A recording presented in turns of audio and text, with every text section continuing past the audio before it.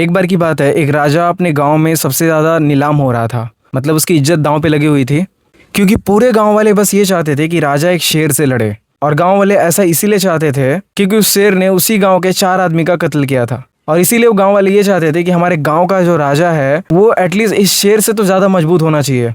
तो वो सब चाहते थे कि इस शेर को तो एटलीस्ट हमारा राजा मारे, ख़त्म कर दे। इतना ताकत तो हमारे राजा में होना ही चाहिए, वरना हम कोई दूसरा राजा ढूंढेंगे। जो राजा हमारी जान नहीं बचा सकता उसको हम लोग राजा कैसे रख सकते हैं। तो राजा ने चैलेंज को एक्सेप्ट किया और राजा ने बोला कि ठीक है, शेर को लेके आया जाए। तो फिर पूरे गांव वाले सब जाल वगैरह लेके गए, रस्सी वगैरह लेके गए, बहुत सारी सेनाएं गई। फिर उस शेर को पकड़ के लाया गया और जो राजद्वार में मैदान होता है उस मैदान में शेर को खुला छोड़ दिया गया। बाकी सारे गाँव वाले आजू बाजू में खड़े थे और फिर राजा वहाँ पे शेर से लड़ने के लिए आया। और फिर जैसे ही राजा लड़ने के लिए शेर के सामने आया, शेर ने कुछ नहीं देखा, शेर ने डायरेक्ट राजा के ऊपर अटैक कर दिया और राजा की जान वहीं पे चली गई। शेर ने राजा को भी ख़त्म कर दिया।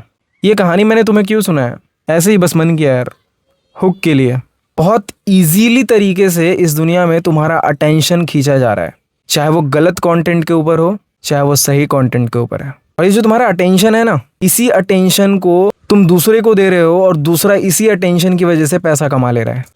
अपने अटेंशन का जो इस्तेमाल है ना, सही जगह पे किया करो, अपने गोल्स पे किया करो।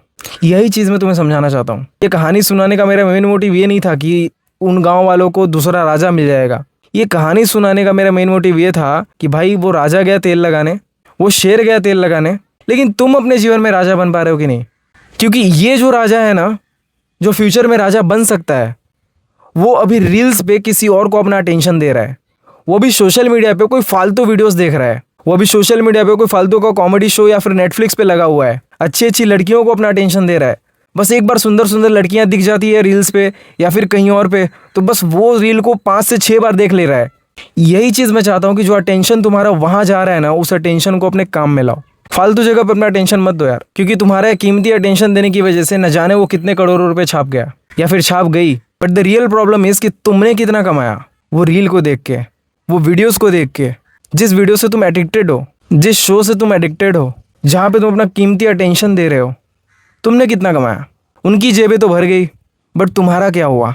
क्योंकि एट द एंड तुम्हारे पॉकेट से ही बिल पेमेंट होने वाला है, तुम्हारे पॉकेट से ही तुम्हारा घर चलने वाला है, तुम्हारे पॉकेट से ही तुम्हारी ड्रीम कार आने वाली है, तुम्हारी पॉकेट से ही तुम्हारा सपनों की ज़िंदगी संवरने वाली है। तो उन्होंने तो कमा लिया भाई, लेकिन तुमने क्या किया? अपने अटेंशन को फालतू जगह वेस्ट मत करो, अपने अटेंशन को सही जगह इस्तेमाल करो।